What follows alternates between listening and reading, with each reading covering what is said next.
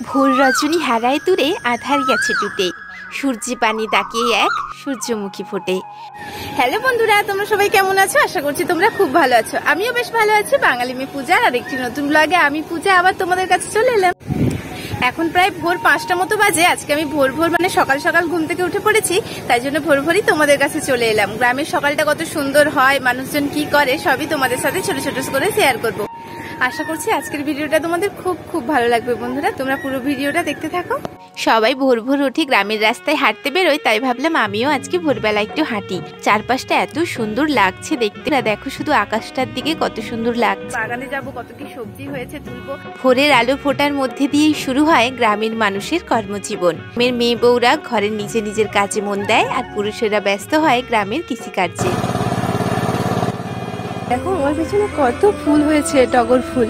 কি সুন্দর দেখো ফুলগুলো, একটা কানেও দিয়ে দিই। কি সুন্দর লাগছে দেখো ফুলগুলো। বাগানে এসে দেখলাম অনেক পাট পাতা হয়েছে। বাবা জ্যৈষ্ঠ মাসের মাঝামাঝি সময়ে এই পাট গাছগুলো লাগিয়েছিল, আর বৃষ্টির জল পড়তেই পাট পাতাগুলো পুরো সবুজ মকমকে হয়ে উঠেছে। মা বললো আজকে পাট পাতার বড়া করবে, তাই আমি বেশ কতগুলো পাট পাতা তুলে নিলাম গাছ থেকে। কি বাড়ির সামনে বরবটি গাছে অনেক বরবটি হয়েছে, বরবটিগুলো তুলে নিলাম। আর পাশে ঢ্যাঁড়স গাছেও অনেক ঢ্যাঁড়স হয়েছে, তাই জন্য একটা ঝুড়ি নিয়েছে, ঢ্যাঁড়সগুলো তুলে নিলাম। ঢ্যাঁড়সের ফুলটা কি সুন্দর দেখতে লাগছে দেখো বন্ধুরা। আর ঢ্যাঁড়সগুলো সকালে তো একদমই নরম, তাই জন্য ঝুড়ি ভর্তি করে তুলে নিলাম। চলো এবার বাড়ির দিকে চলে যাই। আজ অনেক ভোর ঘুম থেকে ওঠার জন্য 7টা বাজতেই পেটে ছুঁচো ডন দিয়েছে, প্রচুর খিদে পেয়ে গেছে, তাই জন্য বাড়িতে এসে চা বসালাম। তোমাদের বন্ধুরা কাদের সকালবেলা ঘুম থেকে উঠলেই চা খেতে ইচ্ছে করে, অবশ্যই আমাকে কমেন্ট করে জানিও। বাড়িতে একটা আমুল দুধের প্যাকেট ছিল বলে আজকে আমুল দুধের চা করলাম, তাই জন্য কিছু সময় চাটাকে ফুটিয়ে নেব। গুলো কাপ নিয়ে চলে এসেছি, এবার কাপে করে চাকুনি দিয়ে চাটা ছেঁকে নেব। বাড়িতে যেহেতু 3 জন সদস্য, তাই 3টে কাপে চা ঢেলে নিলাম। জানো তো, মা বাবার সাথে আমি দুটো টাইম বেশ গল্প করি। এক তো সকালে চা খেতে খেতে, আর 2 হচ্ছে দুপুরের ভাত খেতে খেতে।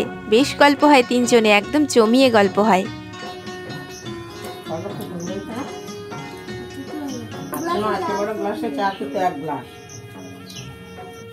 বাড়ির সামনে 12 মাসে একটি আম গাছ আছে, তাতে মুকুল ধরেছে, তাই জন্য আমি জল স্প্রে করছিলাম যাতে মুকুলগুলো ঝরে না পড়ে। বৃষ্টি হলেই তো বন্ধুরা বাড়ির সামনে ঘাস হয়ে যায়, সেইগুলোই মা আর জেঠিমা মিলে পরিষ্কার করছিল। পেঁপে গাছে যাতে বেশি বেশি করে পেঁপে হয়, মা আজকে সেই ব্যবস্থাই করছে। একদিন না হয় তোমাদের সাথে পরে শেয়ার করব। আমি একটু পেঁপে গাছের তলায় খুশিয়ে দিচ্ছিলাম ভালো করে। প্রতিদিনের মতো আজকেও মাছ কাকিমা মাছ এনেছে বাড়ির সামনে, তাই জন্য মা মাছ কিনছে। কি মাছ? মিয়াড়া না, ও নদীর মাছে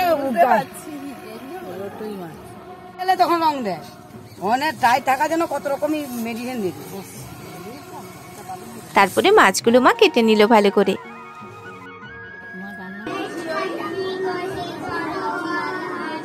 মায়ের কাছে যেসব কচি কাঁচা বাচ্চাগুলো পড়ে, আজকে আমি এদেরকে পড়াতে নিয়ে বসেছি। মা কাজ করছে তো, তাই জন্য।